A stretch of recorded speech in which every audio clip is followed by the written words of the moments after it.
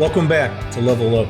I'm John Cale. Thanks for taking the time to come back today to episode 2, Guys Want, Girls Want, the Things You Wish You Knew. So we covered a lot of information in episode 1 for those of you who watched that and were a part of that. And we have guests with us that are back today, Sophia, Tony, and Whitney, continuing this conversation and in this subject matter. And last episode, we talked about current statistics from the market and the culture today. We looked at approaches in dating and relationships. We also talked about preferences, and we also talked about dates in general. Today, we're going to dive into a few more different discussions around money and how that plays into relationships and dating, friendships, and how those can be positive impacts or maybe negative impacts in relationships. And then we're going to talk about sex and intimacy as well.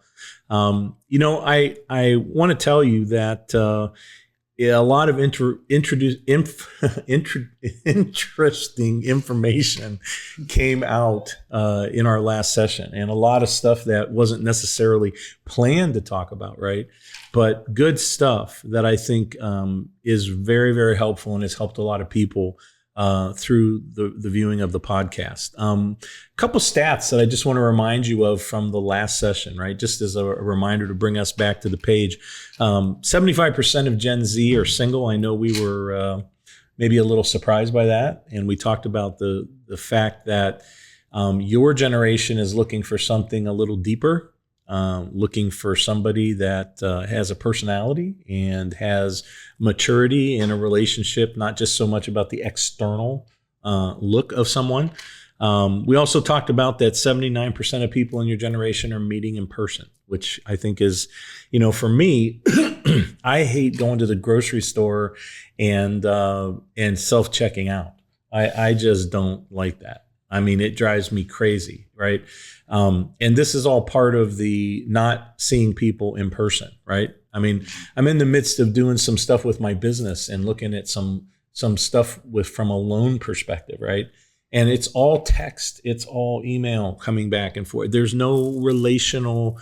And I literally told the lady, I'm like, listen, this is not a good thing because there's so many scams that are out there, like without looking somebody in the eyeballs and really being able to size them up in a way, you don't know if you're getting scammed or burned, right?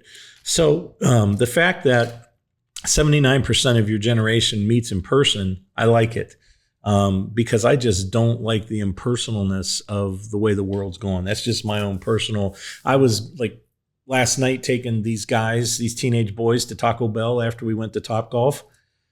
Everything had to be push button to order. They were like, yeah, please order there. We're busy. And I'm like, no, that's not how I grew up, I really like somebody taking my order because it took me 5 times longer to find the thing I wanted and does it have that on it and all that stuff. So in person is a big deal, right? 56% worry about rejection. And we talked about that. Talked about how guys may be feeling that more. And when they're approaching a young lady and being rejected, which, that's a tough thing to take, right? You get rejected by someone like that and you kind of look around and be like, did anybody see that, right? Like me hitting golf balls last night. Did anybody see me miss? All these people around, and I almost killed this guy next to me because I had a massive shank that kept hitting literally hitting the box that was the protector and bouncing like over this guy's head. I'm like, I maybe should stop. So anyway, guys worry about rejection, okay? So, we always have a word for the day. And last time it was misunderstanding. And we talked about the fact that the misunderstanding is truly a potential lie that you're living. That if you're misunderstanding something, you have the wrong idea and you don't have the truth about it, you're actually living something that might be wrong, that could not be good for you, right? Today, the word is lens, all right? The word today is lens. And the reason that I use the word lens is because lenses change our life, right? When you go outside on a sunny day and you put sunglasses on, is it a little bit easier to see? Is it a little bit easier to drive? when you can see and the sun shining in your eyes, right, they make a difference. When you have prescriptions, right, that you have to see, like you're wearing glasses, I wear glasses. I have some contacts. You have contacts, okay, and you don't wear contacts, right? Mm-hmm. So what I'm trying to say there is if I flipped glasses with Tony, right, my guess is that we're not going to be seeing through life and seeing life the same through those lenses, okay? And so the reason the word lens is important is because the lens we look through can focus for us and can make life look different, okay? And so it's very important that we have like the right lens in front of us that tells the truth about what we're doing, tells the truth about what we're seeing. And so I think that's important for this discussion and talking about the difference between guys, girls, dating, what each other thinks they know, things they don't know, et cetera.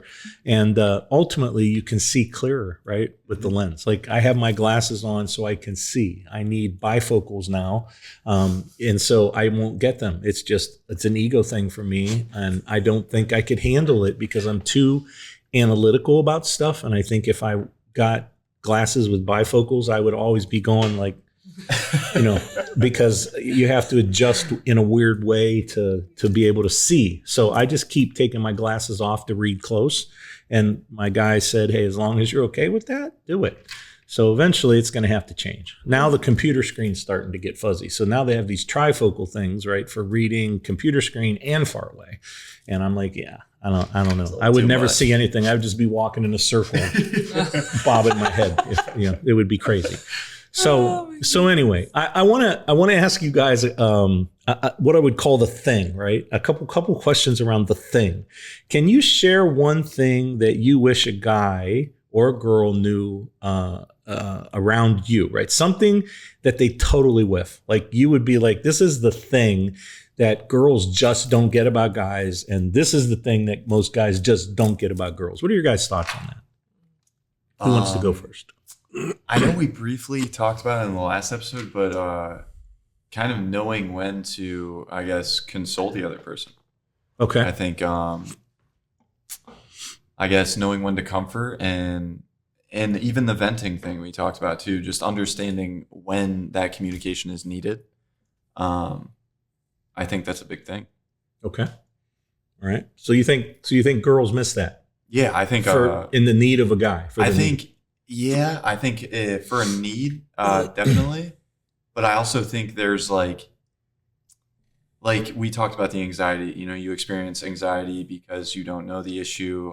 You're not aware of the issue, and they won't foreclose the issue to you. So I think it's not necessarily a fault, but it is to some extent. I believe. It's girls' nature to want to understand the problem, fix the problem, and I guess console and comfort, but they also want to get to the bottom of it too. So it's kind of all meshed into one. But yeah. So that's something you think is a miss. And I would tie that back to what we talked about last episode with the last thing I think I asked you was how many compliments do you get? Right. Yeah, because girls in many cases they're used to getting them all the time. Right. Yeah. 100%. You were, again, modest in the way that you answered that question. But they're used to getting told, hey, you look nice, your outfit's cool, whatever. But because they're used to hearing it, they don't realize that they need to reciprocate that to a guy in a dating environment, right? So again, 100%. This scenario is kind of indicative of that. How about you? Something that guys just, when you were dating, it was like, dude, seriously, you same thing this other guy's doing, you blew it again. I think it's like even just communicating with anyone. It's putting your ego aside. It's not you guys you're not fighting each other, you're fighting the problem. Mm-hmm. So I just feel like men tend to be more ego driven in that way, where they just kind of want to sit there and they're like, you're kind of telling me what to do and just being so defensive, where it's like, I'm sitting here and I'm trying to like actually talk through it. Maybe you take the breath and you can do it, maybe whether it's still with emotion, but try to be more logical in that sense. And men are just kind of upset at the sense that it feels like a personal attack versus actually just sitting there and pushing the ego aside. Yeah, right. Taking that team approach rather than the individual approach. Yeah, absolutely. Okay. That's great. So here's a question for you. If you had to make a t-shirt and it had a message about you and you're wearing this t-shirt in essence, I guess, to find a date or help people understand you, right? That you might meet someone new and you had to wear this t-shirt, what would your t-shirt say? I feel like I've been seeing like the little, the silly goose t-shirts where it's just like, it's funny, it's quirky. It's like you would see that and not be like, why? It's like, okay, haha, silly. Move on. Would you say anything? Would you have any wording with it? It literally is a goose and then it says silly goose. Oh, okay. So, on it. Okay. I've seen it before because then like, okay, it gets the point across. I've seen it before, so it's not too weird. Okay. But it's just, I want to laugh my way through life. Okay. Awesome. How about you, that's Tony? a good one. I feel like definitely the casual t-shirts. I used to, when I was younger, I actually used to wear a lot of the, there'd be like a pig on the shirt with bacon. And he's like holding a plate of bacon and he's like, Jim, is that you? Like those shirts, like the little like fourth grade humor jokes. But that's pretty honestly, cool. I like that a back. Yeah, honestly. But yeah, Jim, is that you? Yeah, I think that represents kind of a lot of my personality. I'm not a super serious dude. I like to take things casually, so I kind of like where you're coming from with that. I feel like it's throwing back to like the old iCarly t-shirts where they're just like bizarre and it makes no sense, but like we loved them as kids. Yeah, exactly. The randomness. Yes, insane. That's awesome. That's awesome. So would you guys share, and this could be personal and you don't have to say it's personal, or it could be someone around you and you don't have to say. Keep it generic. You don't have to mention names. Sometimes on podcasts, people really get into it and they're like, yeah, Betty Sue. Yeah. And then all of a sudden it's like, what? So can you share a relationship, date, or situation that went bad for you? Like you would say, whoa, like, guy, this was horror story. Don't do this one. Right.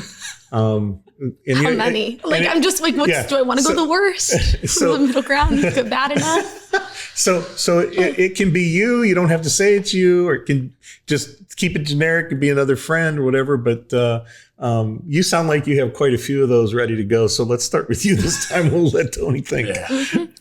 So I was set up on a just blind date, and I ended up we like hung out in a group scenario first. I'm like, okay, you're decent. We'll see. I'm like, not going to say no if you want to take me out. So he's not from here. So he took me to a really nice steak dinner. I don't think he really knew it was a steak place, like really expensive.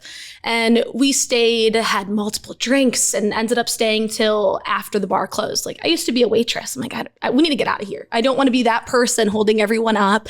So the bill comes. Because they're going to be closing and pre-close work. They want to be out of there already. Yeah, 100%. So the bill comes and I'm like, he lingered a second. I don't think he really was waiting for me to like get the bill. I think it was just more or less he wanted to stay and chat. But I'm like, okay, that couple seconds are up. Took the bill, paid for it. $600 later, I left, but it gets worse. And then we went to a bar after. I was like, oh, my friends, I have to go meet up with my friends. He's like, we go to a bar. I'm like, okay, one more drink. Okay, that went fine. I'm like, my Uber's here after. I can walk you to your car though. And he's like, oh, no, it's fine. So he went to his car, drove the couple hours home. Then I'm like, I don't know why, but just apparently I'm full of chances. I gave him another chance. And he's like, oh, I'll make it up to you. We go to a double date with who set us up and go to, I think it was Topgolf. And we ended up going. It was fine, but he just drank a lot. And then it was like, okay, still fun. But then he was passing out on the couch and I'm like, okay, I'm going to hang out with my girlfriend, whatever. Like this guy is not it. And then it turns into, we're leaving in the morning because we all just stayed there because we were drinking the night. And I like stepped on the floor and I'm like, I was going to say the person's name. Like, your dog peed on the floor. It wasn't our dog that peed on the floor. And I stepped on it. Oh and yeah, so that was the end of that really fast. So that's a red flag. Pull the plug, get out. Oh, there was like 20 red flags. I don't know why it took so long. Usually not that forgiving. Yeah. Wow. Okay. Tony, how about you, man? Honestly, a bad situation. I'm not going to mention any names, but a previous situation of mine. So I went on vacation with her family, whatever. It was like 13 hours away, all the way. So was it serious? In Jersey. We were like talking at the time, so we were enough kind of like to meet the fam. Yeah, right. And so I get down there. We're spending time together, whatever. And at this point, I'm fully like, I'm in the talking stage. I like you. I think you like me, kind of thing. So I drive 13 hours all the way to Jersey with her. And 3 days into the trip, I tried like holding her hand or something while we were on the beach or something, you know, casually just like grabbing her hand, and she didn't want to hold hands. And I mean, that's fine. No problem at all. The next day comes around and she pulls me aside. She's like, hey, by the way, like, I just want to let you know, like, I just want to be friends. Friend zones me 13 hours away from home on a trip that I'm meeting her family on. So you didn't know this? How many hours ago? Completely thrown off. The 13-hour drive, she couldn't have whipped that out on She was you? contemplating that's what I'm saying, I guess. right? Like, let me know a little beforehand. Or you like, you know, go into this as a friend. Wow. But yeah, I ended up leaving the trip a day early and drove back 13 hours by myself. If you would have known, you could have brought a friend. That's what I'm saying, right? Girlfriend. Exactly. A new Sydney girlfriend. Can you mind if I bring my girlfriend? It'd be a great trip. Yeah. All be friends. Yeah, it was definitely a bad situation. That drive home was not fun. Contemplating life really hard. Yeah, 100%. Yeah. I had the sad albums on loop. Yeah. Just singing it at the top of my lungs. Yeah. But that's probably my worst situation. I remember when I was in a dating portion of my life, I remember meeting this young lady. My brother was with me, and I remember meeting her, and she was very striking. I mean, like, kind of lady that would walk into a bar and most of the guys went, catch wow. the eyes. Yeah. Right. And so her and I started talking, and we played games, and we were playing this thing where you throw the ring and try and get it to stick on the nail. You guys know what I'm talking about? Yeah, I know what you're talking about. Like, they had weird games like that. Like, out, and we were doing, it was all awesome. We had another, and she, you know, we were there, and we got together another time, and I realized like this lady, like, when she drinks, she becomes a completely different human being. Like, I mean, I've had a lot of exposure to people, right? Mm-hmm. But I'm telling you, she became a completely different human being. And like all of a sudden, like, hey, do you work for the police? Because maybe you might like want to find out if my family's still doing drugs. And I'm like, what? Like, I mean, I'm literally like, what are you saying to me? This is like our second, like, she's... So you only know her drinking, or you only knew her sober? I only met her, and this is like the second or third time we'd been like out like for lunch or dinner, right? Mm-hmm. Yeah. And I was like, what? Am I a cop? Trying to, your family, if they're still selling. But then why would she want to know? Like, oh, let me tell the guy I'm seeing who's a cop, then tell my family who's and the final straw for me was that the last time that we met, we went outside, and she's like, here, hang on just a second. I was getting in my car, and she gets in her car and gets her bag out, and she's like, hey, yeah, so I thought I'd come and stay at your house tonight. And I'm like, what? Like, I mean, I had stuff to do. Like, I had appointments, and like, my point is, I'm like, no, that's not happening. And man, she was drinking and went into this rage. Like, what do you think I am? And I'm like, I don't think anything. I like, you know, what's going on here? And she got she was in my car, and she's like, I'm driving home. I'm done. What do you think? And she just went nuts on me. And I was like, listen, you know, and I'm like, I'm not letting you out of my car. And she's like, oh, and then she went really ballistic, and she's like, I'm going to call the police. I'm going to call the police. And I'm like, go ahead and call the police, because you know what the police is going to say? He did the right thing, because you should not be driving right now. What, do you want a DUI on top of all this? Yeah. I mean, I'm like, what is happening here? Like, this is the third time I've seen this person, and it's like, wow, whack job. In fact, that's what we named her, whack job. Why does she bring cops into everything now? I feel like that's the common denominator. Yeah. True. Is she trying to find a cop? Interesting. Maybe that's she wants to marry the cop. That might be it. I'll call him. But ultimately, I made her sit there for a while. And I mean, don't get it wrong. I wasn't nasty or held her or anything like that. But she wouldn't stop. And after a period of time, I'm like, look, okay, you go. And interestingly enough, we never saw each other again. It's probably a good thing. Yeah. So that would be probably a nightmare situation that I would share. That was not a good one. So let's talk about money for a second. Money, no matter what it is in life, what the avenue is, money is always important, right? Marriages break up over in-laws, sex, and money, right? If marriages blow up, it's one of those or a combination of them, right? Because it's very true. There's nothing like pressure with money, right? If you're under pressure and you have no money to pay something that needs to be paid, and what are you going to do? It's like, that's a lot of pressure, right? So here's a quote. Hot is being in therapy and having an emergency fund. That's a quote that came from the Gen Z that I saw on the web. That hot is being in therapy and having an emergency fund. That's what some people said out on the market, right? I guess there's some truth to that.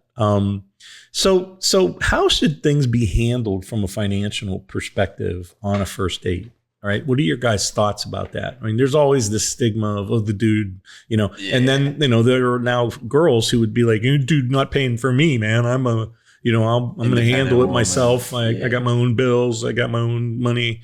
So I'm just interested. What are your guys' postures on that? See, I'm very old fashioned when it comes to all that stuff. I'm my father's son, so he raised me to be that way. I love taking care of those things. That's like one of the things I feel like I bring to the table from a relationship standpoint, just kind of those, I guess, like traditional values. So yeah, I take the bill most of the time, first date, second date, as many times as I can, to be honest with you. As far as dates, I feel like I paid for a majority of them in my previous relationships. And to be honest, I feel like that's the way it should be. Okay. So that's kind of how I feel about the situation. Okay. I feel like there's different aspects of it. Excuse me. In the sense of relationship, I feel like, okay, 50-50, but 50-50 in what it actually means to the relationship. Doesn't have to be you pay 50% of everything together, but it's who's doing what. How are you taking care of each other? You should be taking care of 50-50. I think I've heard of, ask, are you at 20% today? Someone else needs to have the 80 and the vice versa of it. But I feel like first date, if not first couple, you want to be wooed as a woman. You're like, there's a little sense of being taken care of, that even though I'm very rah-rah feminist, I want a man to take care of me and pay for the first couple dates. Just know that he's actually invested. He's trying. He cares.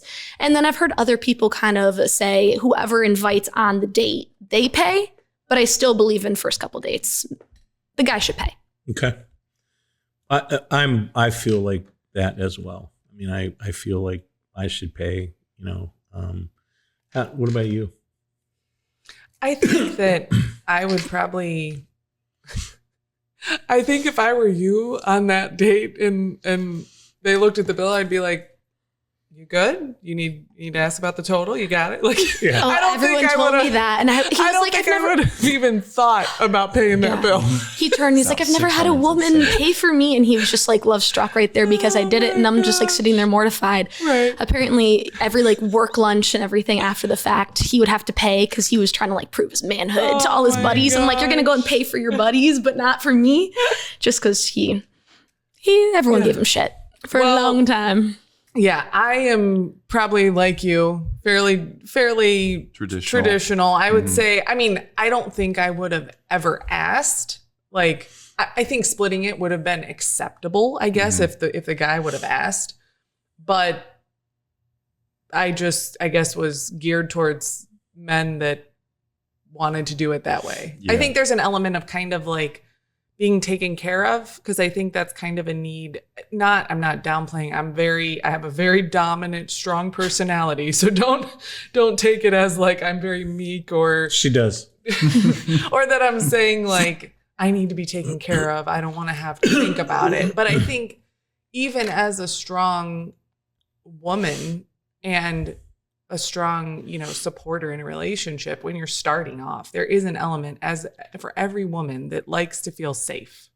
And I think something as simple as knowing, hey, he's got this and he can handle it and he's taking care of me. Mm-hmm. There's an element that checks the box for sure. Feeling safe. For sure. I don't know. Safe. Yeah. And I feel almost proving a sense of value, in society. A lot of society considers high value men directly tied to like money. True. So like if you have a lot of money, you're a high value man. If you have a good job, you're a high value man. So it's like, I feel like it almost checks that box of like, okay, yeah, he can take care of this stuff. So kind of like what you said. I mean, just checking that box. Right. And even just a man going forward, it's like he's taking care of himself, let alone someone else. Yeah. It's like there's a lot, especially when you're younger, there's a lot of guys that can't even support themselves. So it's sitting there being like, you care, but you're good. You put yourself in a position mentally, financially, physically to be able to just have a good life. And I'm not a big person who's like, I need money. But at the same time, you want to feel comfortable. Right. And I think another word to throw in with that is like, it's stable. Yeah. Because I know for me, with my husband, he is 6 years older to me, to your point. He is 6 years ahead. So he had 6 years ahead of the game and work. And he is very good with his finances on his own. And he still is the one that manages most of ours. And I'm okay with that because he does a good job. Yeah. But the point is that was alluring. Like that was attractive to me that he could pick up the bill. He didn't ask me to pay the bill. He had, vehicles and I knew that he bought them and owned them. Like there was an element of like, okay, he's stable. Not so much like he's flashy and has a bunch of money. It was just turns into stable. Just stable, had things in the right categories and made wise choices. And I don't know, it was connected. I feel like even your point of being like, oh, you're a strong woman. Like, I think that's when the people that are strong, independent women need it the most because they're so used to taking care of themselves that it's like, oh, I don't need to do it all by myself. I can actually have support from someone else when I've been supporting so many people for so long. Mm-hmm. Yeah, that's a good point. Well, for me, I can look back and like you guys all live in a whole different world, right? Than when I was growing up, right? As a kid, because then that was coming off the tail of the dad, the guy had the job. He was the worker. He brought in the money. Mom stayed at home. Took care of the Mom kids. took care of the kids. Mom made dinner. When he got home, she had dinner. And I don't mean that in a servant, I don't mean that in a way like, oh, what she did was less important. No, because if you're a homemaker, right, what you're doing in some ways really is harder than somebody who's going out and working every day. That's a big job to be a 100%. Homemaker and take care of a home and cook and do all that, right? So it took both of them. But the point is, it's such a different time, right? And that scenario, right, actually played into the way that our culture is today, because there was more supervision directly by parents, right, of those kids because mom was with them all the time.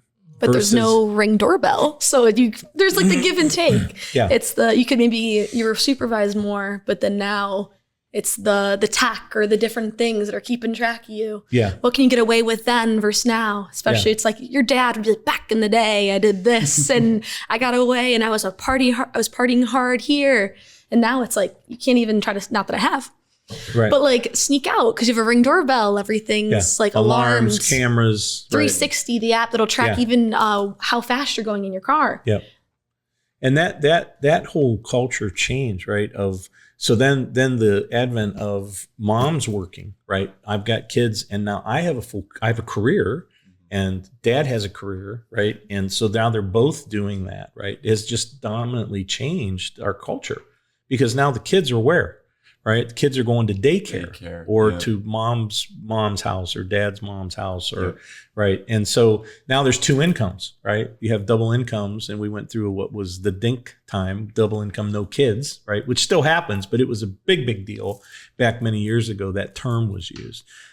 So the culture, it's amazing how the culture has evolved, right? And then I think even into the behaviors of children being raised in that type of culture even impacts them, right? So it's very interesting, all of these things, how they play together. We learn new things and we realize the evolution of how things change. Like when you guys add, 20 or 30 years to your age, right?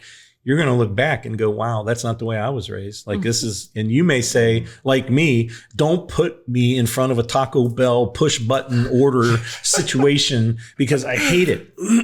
But listen, when I go to Giant Eagle and my wife is with me, She's like, well, here, we're going to check out. I'm like, see you, bye. I will not, I just leave and go outside. I cannot, it's against my moral. It's like, dude, I'm choosing to come here and buy my food from you. Why am I doing your job? Right? Yeah. Well, I don't get it. Why? Then last night, the lady literally at Taco Bell last night, literally said to me, I said, hey, are you guys taking orders here? Yeah, but we really would like you to go ahead and order over there because we're busy. We're busy. What? We're busy. You're busy servicing who? Customers? Oh, time out. That's me. I'm a customer. And you're telling me, I'm like, why am I, and everybody complained, right? Remember when they raised the money up and now minimum's $10.75 and it used to be way down and everyone was like, we'll never be able to pay. We'll have to raise all of our prices. Okay, well, guess what happened? Now you don't need people to take orders. Well, no one can find workers. Yeah. It's a full circle moment. I feel like true. The ongoing bit is like it's an overcompensation to what the previous generation had and what the flaws of the younger generation sees. Yeah. They try to overcompensate and fix it. And then it's the next generation to sit there and be like, okay, this is what came bad of it. And usually it's an overcompensation, not just a slight adjustment. Mm-hmm. So it's just this ongoing cycle of I wasn't raised this way, or now I'm fighting against tech. And now it's like, we're used to tech. But where is that evolution going to go? Where now maybe the evolution is a whole swing back to human interaction because maybe we're going to sit there and be like, I can't do tech. Or the next generation, I can't do tech. So no, back to human. Yep. Right. Which back to human is happening in this whole discussion. People are coming back to, in your generation, they've went through the dating, they've went through the social, and they're like, hey, you know what? They're meeting in person. 100%. Right? So I can see what I'm getting into. So let me ask this. If somebody were to spend money on you for a gift, what would mean the most to you? Like what kind of a gift, or could someone do something for you that would mean the most for you, Tony, and for you? I think, Sophia. Honestly, like paying for a date, I know I just, it's kind of contradictory to what I just said, but I enjoy taking care of dates and stuff like that. But when a girl kind of takes that initiative and says, okay, I will take the bill. Like, I feel like that's almost like, it's like a vote of confidence almost for me, I guess, is like the best way to put it. It's like you're not being used. Yeah. It's definitely an affirmation. It makes me feel more comfortable. It makes me feel more open to the situation as a whole. And honestly, it makes me more like trustworthy in a weird way. It's like you said, not being used. I think I feel like a part like goes into the whole 50-50 bit that I was talking about. You're then falling into like, okay, this is like, even if it is you're paying for the big restaurants, she's paying for the fast food or something, where she's kind of putting a little foot in. Yeah. It's like, okay, you got me, I got you kind of thing. So yeah. What if she wanted to buy you a nice shirt? Honestly, does that mean anything to you? No. Okay. I got like 8 shirts, all white tees. I'm super basic. So you guys would be in a fight if she went and spent $50 on a or $60 on a shirt, pullover shirt. Go take it and back. You're like, take it back. You're gonna have a communication issue right away. Yeah, 100%. I got like one professional outfit. I got a suit. That's all I need. Okay. So. How about you, Sophia? What kind of gift is? Yeah, I feel like it all kind of comes down to, even on first dates, I always ask, what's your love language? And then kind of stemming the rest of the relationship off of that.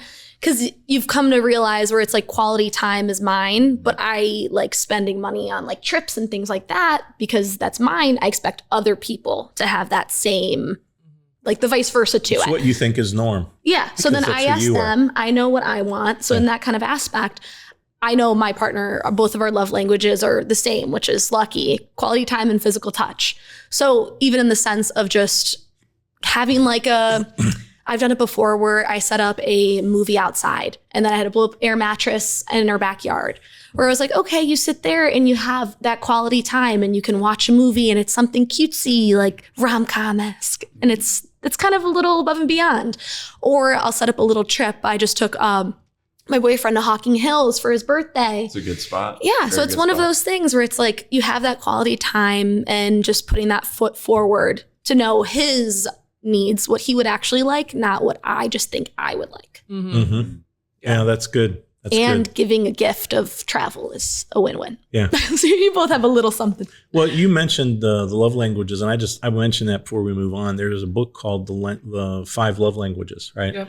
And that book for anybody in a relationship is, I would tell you, read it and find out what your language is, because this is part of people being together for decades and they don't know this, right? Mm-hmm. And you might, like, somebody might think that buying you gifts all the time, Tony, is the great thing. And they keep buying all this stuff for you and you're like, I'm taking this back. Or you don't tell them because you don't, right? But really your love language is acts of service.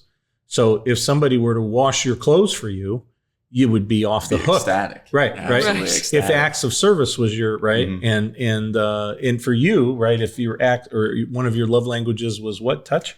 Physical touch and quality time. Right? So she likes hugs, right? And she likes just, hey, that kind of a thing, right? And if that never happens, you could be buying her flowers and all kinds of stuff, but that piece will be dying. She's not getting through, exactly. I saw there was a little video that was quite funny where it was just a woman being frustrated, and then her husband, he loved physical touch, but hers was acts of service. And it, like, if you go and read it, it's just like, if you just did the damn dishes, I would have enjoyed the hug, but at the same time, her needs weren't met.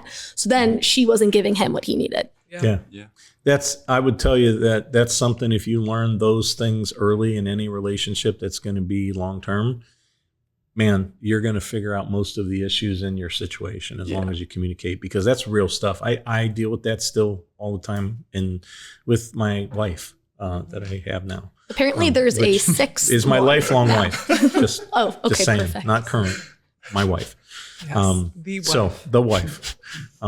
So let me make a couple comments on, let's talk about friendships real quick. 83% of Gen Z says friendships are often or always valued over romantic relationships. Friendships are valued over romantic relationships. And so the other stat is 43% of Gen Z dated someone who was first a friend. Okay. So, what's interesting to me is 83% are saying friendships are often or always valued over romantic relationships. So this goes back to, I think, something you said about, I think, a common theme of something deeper, that your generation is past a lot of the frivolous stuff that was done before and is looking for something more serious, right?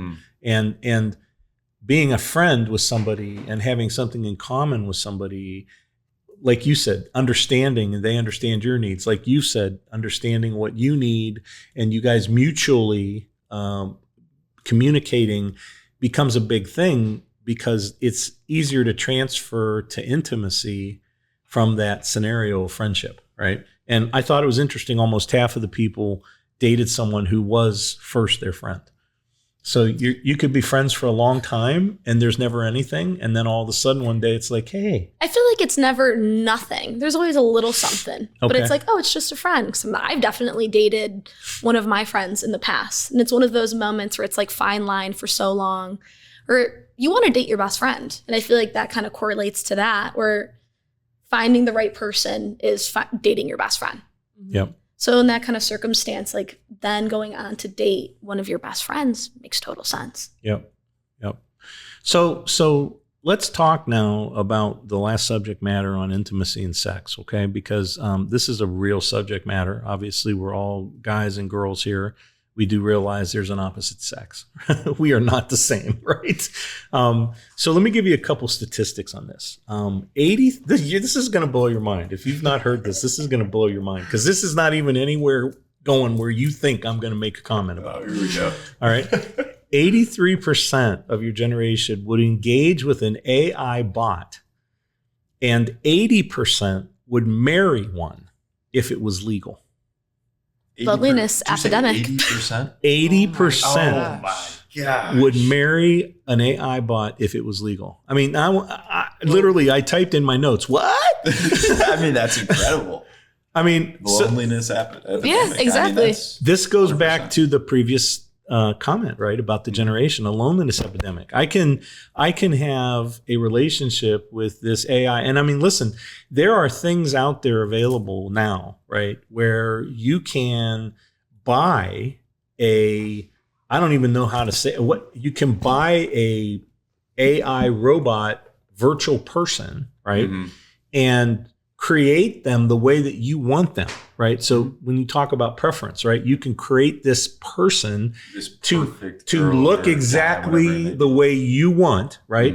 And then have a relationship with them driven by AI in which you can talk to them, right? And it's crazy that is a world where people are migrating to, because they can say what they want. They can be open and transparent about their feelings, right?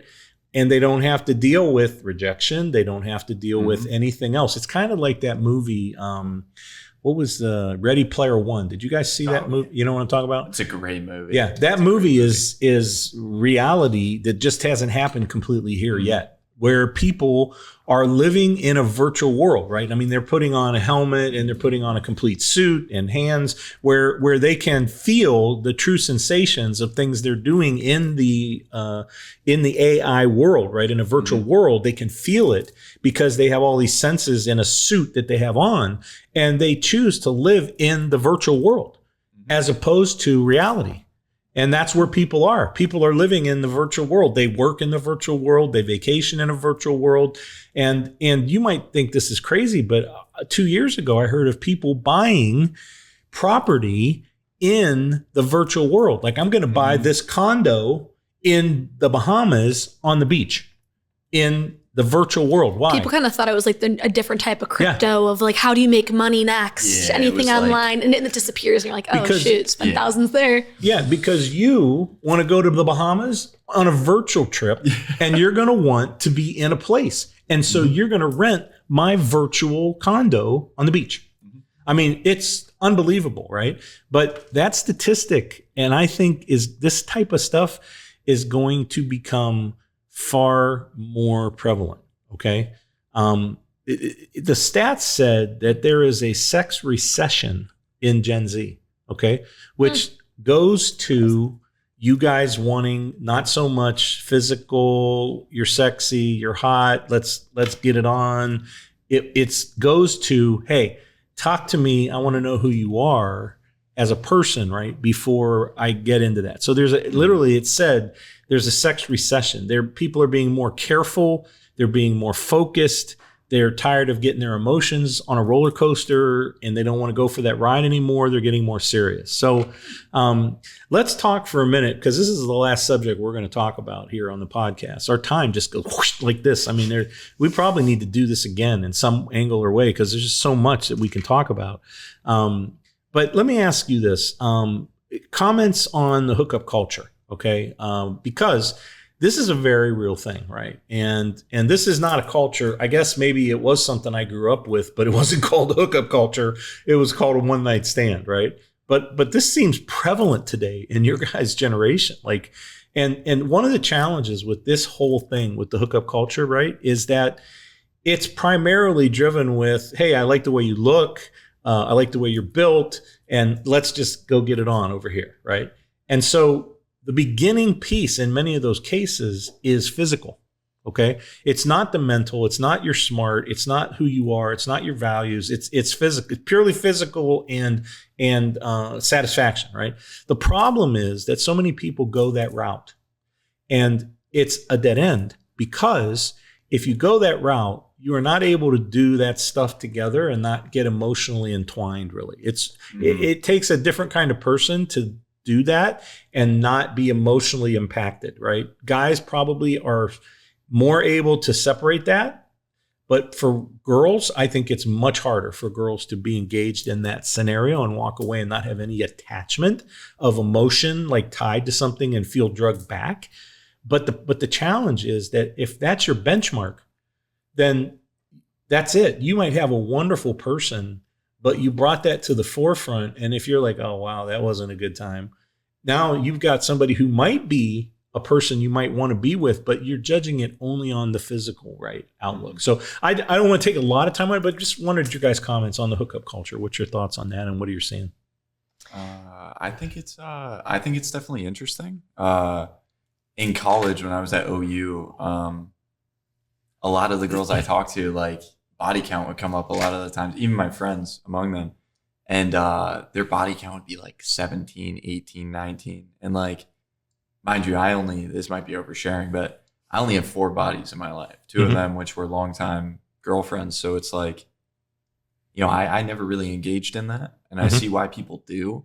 And I think it is because of that loneliness epidemic. And I think they are kind of looking for, an outlet to connect to and to kind of, I guess, feel that even just a little bit, just that sense of like love, passion, that connection you do feel when you do get intimate with someone. And I think it's a big thing nowadays because of that loneliness epidemic. So I think it's an interesting thing to talk about, but I think it is super duper prevalent, especially with all the dating apps and kind of where society's going with it. So. Well, and I want you to say something here, but I just want to say that it's a dead end, right? There's no, it's like, I would compare it to like when I sold my company, I bought, new vehicle, right? So I bought it. I got a Corvette C8. It was like, look at this car. Oh my gosh. Like, sweet ride. And you look at it and you're like, I told my son, Denton, don't walk near it. You're not allowed to take anything out around it. If I see a fingerprint on it, like, Denton, what did you do to my car? Right. But my point is, it's a thing, right? And after a couple months, it's just a car. It doesn't bring satisfaction, like inwardly and really fulfill you. There's a difference between I'm happy and do you really have joy, right? Joy radiates way deeper in your being. Happiness is more of a surface thing that happens on a daily basis where you can you feel good, right?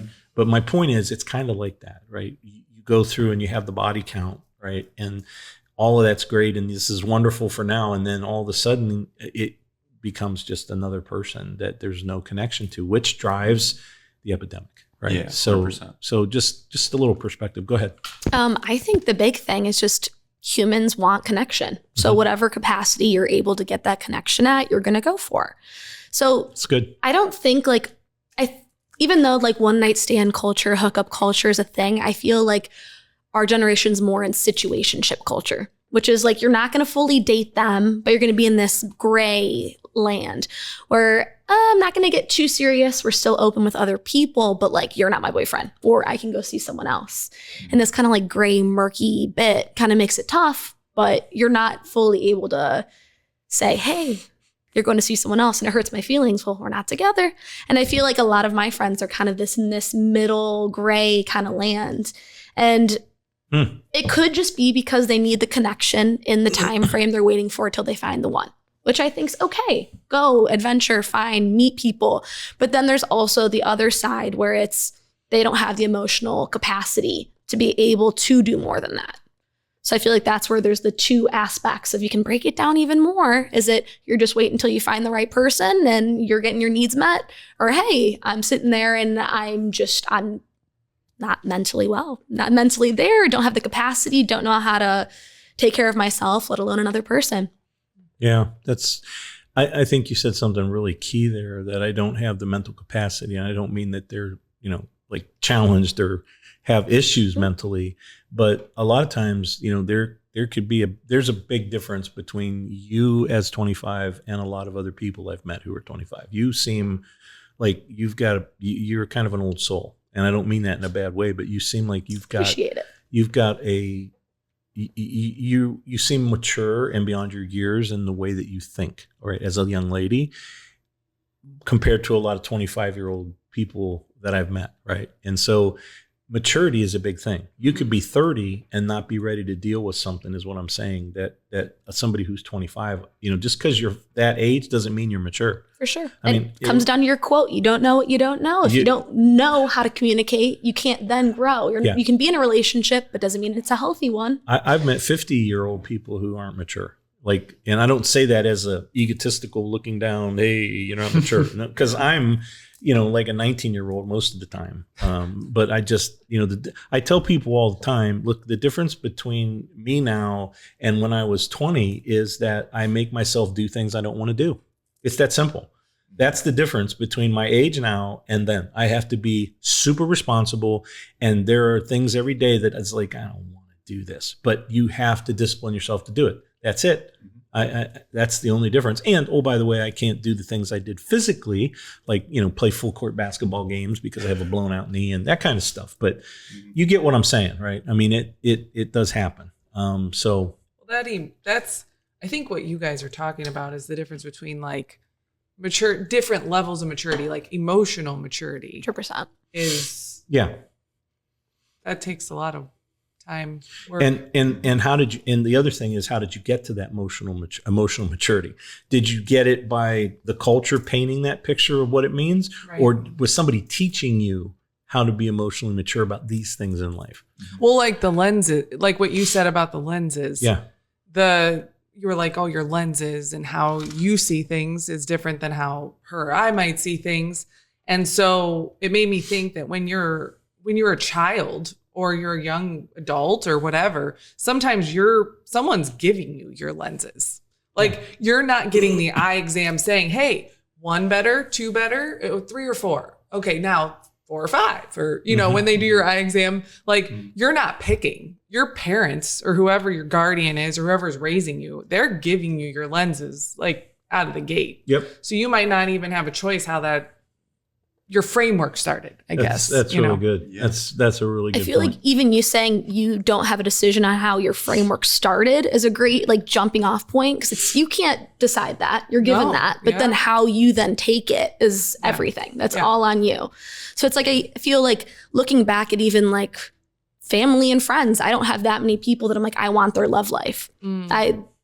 Even if they give me advice, I'm like, okay, thank you. But at the same time, that's not what I'm looking for. Yeah. I don't want to model that. Yes. Yeah. So it's then after that, you're sitting there and you're thinking of, I've had different experiences, different serious relationships. And I was definitely wrong in a bunch of them in different ways. And they were too. But I feel like I've gotten better. And you just kind of go up the ladder of trying to learn from past experiences, or it's a wash and it's just worthless. Mm-hmm. Why were you there? Yep. If you're not learning anything better. And I feel like even just taking that emotional next step of even understanding, and how we were talking like previously, like my boyfriend and I have different like left brain, right brain.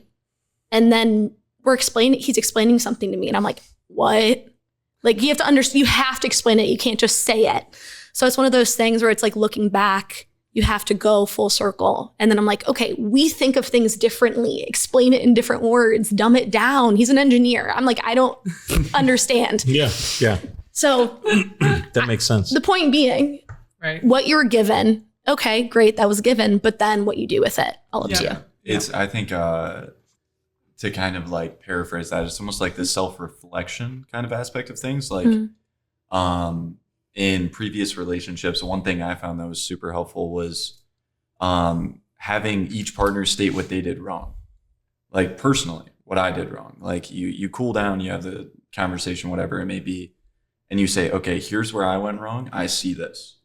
Like, where did you go wrong? You know what I mean? And having yourself step into your own shoes, because obviously, I mean, most of those situations can be out of pocket and kind of get carried away. So I think just taking a step back, saying, okay, yeah, here's what I did wrong. Let me reflect on this. Let me work on this. Both taking accountability kind of makes you both take a step back ego-wise. Yeah, 100%. It's not one person's fault. Exactly. Mm-hmm. Even if it is just understanding. Yeah. I didn't understand. Yeah. Leave it. Good stuff, guys. Very, very good stuff. So let's talk about a couple last questions here. So as a guy and as a girl, this can be you personally or this can be in general. When are you comfortable with physical engagement, right? So talking about hand holding, which you brought up earlier with this wonderful friend of yours who decided to drag you 13 hours from home. Yeah. Didn't tell you back by myself. And didn't say, hey, you can bring a friend.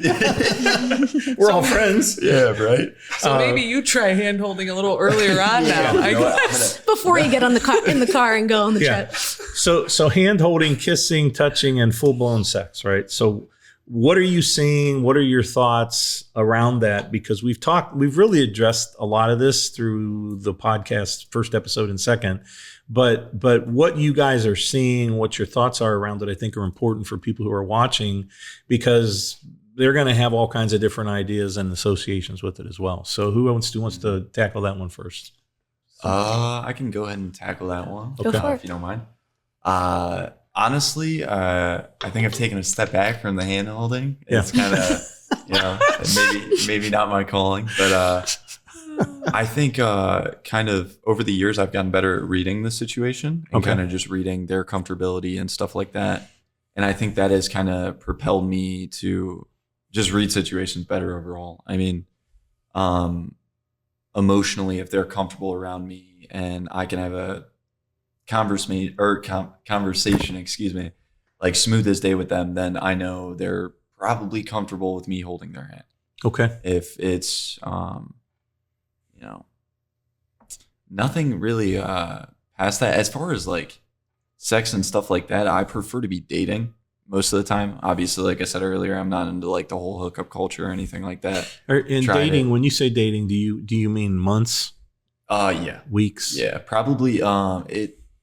Talking phases kind of vary. I've had relationships where it's 3 to 4 months, 5 months even talking phase. And then we say, okay, we're at a position where I feel like I know you, you know me, let's try this thing out as a team. And I feel like it varies depending on person and the relationship as well. My previous relationship, it was 2.5 years. We only talked for a month and we were like, okay, yeah, like I'm pretty sure about this. And we started getting physically intimate basically right after that. So I think boyfriend and girlfriend's definitely a time for, I feel like, all that stuff to happen. Anything before that kind of almost stains it, I feel like, in my personal perspective. It definitely hinders it, I feel like. Okay. So. Okay. Miss Sophia? Oh, so many different ways to go about it. I would say I feel like it's very like go with the flow. I feel like I'm sitting there and I'll go on a date and like if someone holds my hand on the first date, I can then sit there and okay, I'll hold their hand, or then I'm like, okay, this is kind of getting weird. You feel the vibes out, you feel the connection. And then even when it comes to like, okay, having sex, I'm not necessarily a proponent of having sex right off the rip. I have sex when it has to like intertwine with connection. And I'm not going to know that for a little bit. So I feel like even if I'm willing to then see this person, date for a couple weeks, a couple months, and I see something going with it, then I'm like, okay, like I'll sleep with you. And I would probably do it. It takes me probably like 4 to 6 months to actually date someone because I'm the type of person I'm dating to then marry. Mm-hmm. So I really have to know that that's the right person. And they're better than everyone I've ever had because I don't want to ever sit here and I don't want to think about anyone else. I don't want to question 100%. Anything. So once I get to the point where I'm like, I'm even dating them, I'm like, I'm locked in. Mm-hmm. So even in that kind of circumstance, I don't necessarily jump into bed right away. And I feel like that sets the tone of how we were talking about like hookup culture, one night stands. A lot of people do that in the first date. I have girlfriends that are like, oh, I slept with him on the first date and he didn't call back after. It's 9 times out of 10 just because that's what they were wanting. But at the same time, if you hold out, you can then sit there and figure out intentions, who they really are, what you want yourself, and what they want. So kind of different aspects you can go about it because there's no shame in people or girls or guys just going for hookup culture. Just your preference. And I feel like communicating it's the biggest thing. Yeah. 100%. Interesting. I fully agree. Interesting. You have any comment? I have a lot of comments. All right. Keep them short. Yeah, I can keep them short. I think that coming from like the back end or the front end of this, I don't know. Am I on the front end of being married? Am I on the front end of this? I don't know. You're still young. Yeah. I don't know. Coming from a different angle. How about that? Coming from a different angle, I kind of think about it. I'm not a proponent of the hookup culture. I think everybody has their reasons, phases, seasons. I think that there's reasons why humans do what they do. And I think that's probably the deeper question there. Like, why do you want to hook up? You know? Mm-hmm. I wasn't a part of it. And I think that where you're saying like you get to kind of understand someone's intentions and understand them a little bit deeper. I think in this situation, you kind of miss cultivating what could be because you give birth to something too early, if you will. And that thing you're giving birth to too early is having sex, being intimate at that level. I kind of view it like like growing a baby, right? So when you are pregnant, it takes 10 months, typically, ideally, to produce a child. And if we were to, so to speak, abort that mission too early, and maybe, God forbid, there's a trauma or something happens, the baby's born prematurely. When babies are born really preemie, we miss a lot of development, things that are huge, right? And so I kind of like parallel it in my mind. I'm not speaking, I'm just saying this is how it is for me in my mind, is I kind of parallel that to we miss cultivating something that we could have had because we've given birth to it a little too soon. And then it can create complications, right? Like value issues. What were their intentions? Oh, was I not good enough? Oh, am I the problem? Why didn't they call back? Oh, self-esteem. Like, I just think being on the same page saves a lot. It's just, it can be tricky to navigate that. So, I think it's just be gentle and be very picky with what you give your heart to, because there are things that happen during those moments that you might not even know are happening. So, Well, it's a lot of very interesting perspective. And, as we wrap up this session, I really am telling you, like, there's so many things that we brought out that weren't even really planned to be brought out, but I think we're supposed to, right? And I think it's good stuff, a lot of angles and things to talk about. And maybe there's additional things that we can come back to. I want to just give you a perspective on something that I think is an interesting perspective. And that is this, that because something is old or out of date and is from the past, doesn't mean it's not relevant, right? I think about lots of cars that I watch on these making auctions, and I like cars, right? So I watch these guys buy cars, and I like the new cars. I like fast technology, right?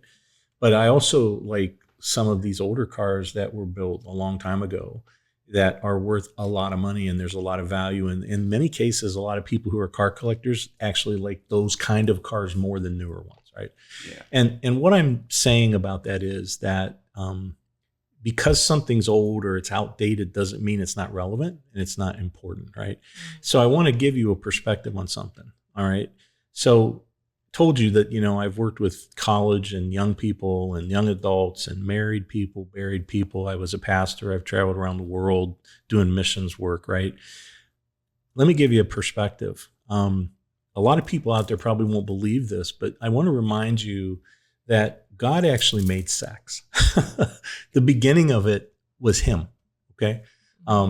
He created the first man and woman, right? Adam and Eve. And I was telling Whitney on the way up here, I'm like, imagine what Adam and Eve looked like. Right. Perfect. I mean, seriously, imagine what they look like. They were probably smoking, right?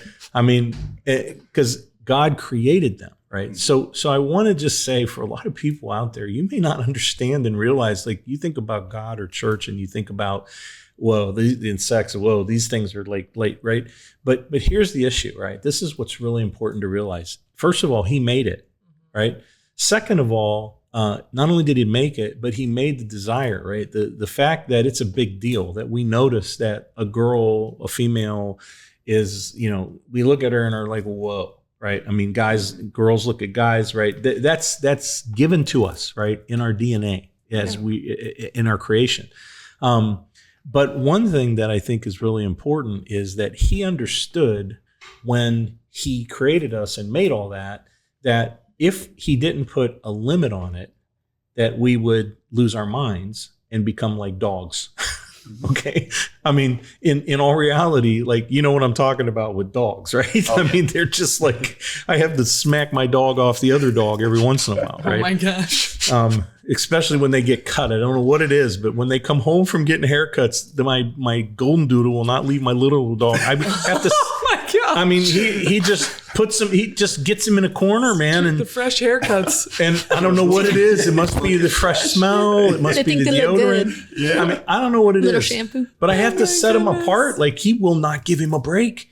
And so anyway, what I'm trying to say there is that, sometimes as people, especially as parents, right? We set limits on people, and we, as kids, we had limits put on us.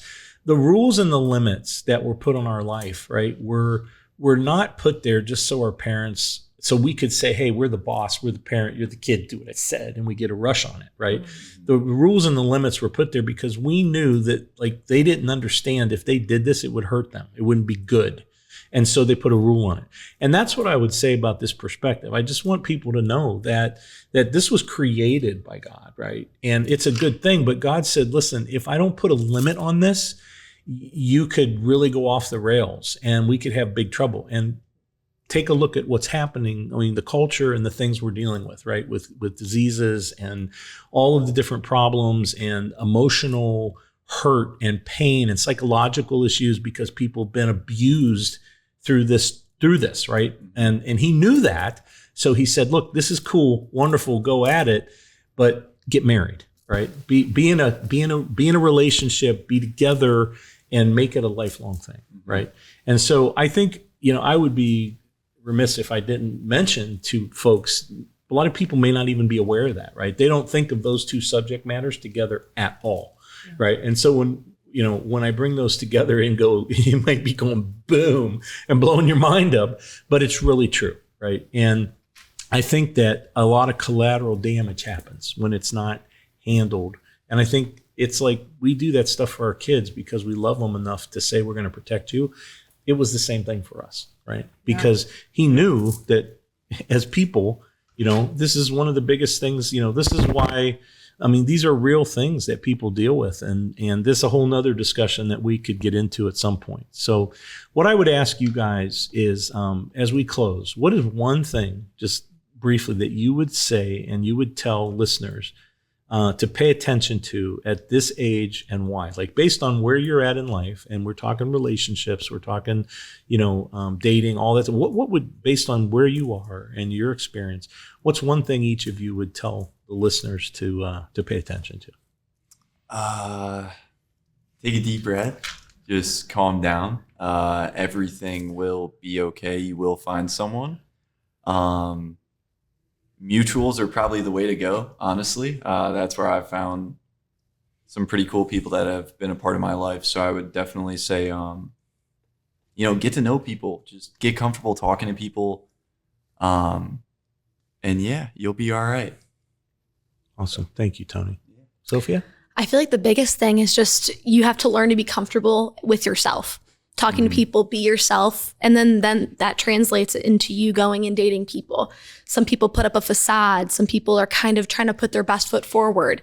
I believe that people just should try to be genuine, their genuine selves, so that when they're dating, I feel like there's more of a connection from the rip. If it's going to work early, and no one's surprised with what they're going to get. Mm-hmm. So if you're yourself, then I feel like it kind of translates to the other person being able to break down some walls. They can be their genuine self. They understand, they feel seen. And I feel like that just goes together and just kind of makes a good relationship. Or at least if it's not. Yeah. Awesome. Well, listen, I want to thank you guys so much for giving up your time to do both of these episodes. I've heard a lot of really interesting stuff that has helped me. I hope that you folks watching the podcast have as well. I want to ask you to, and Whitney, thank you as well for being here and being a part of the conversation. I want to remind you that upcoming, we're going to be talking about, do I know what I'm really chasing every day in life, right? And I think that's a very valid conversation to have about who am I? What am I chasing? What is my goal? Do I really have a plan? And then we're going to be talking about as well, buying a car, what no one ever told me, right? And we're going to have a conversation with a general manager from a dealership, which can probably expose a lot of things for everybody to understand about that process. And so please like us. Please watch the podcast up on Apple, up on Spotify, catch us on other social media. So I want to urge you to do something with all that you've heard. Put something into play in your life. And until next time, please do that. Remember, you are unique and there's only one you. I'm John and I'm Matt.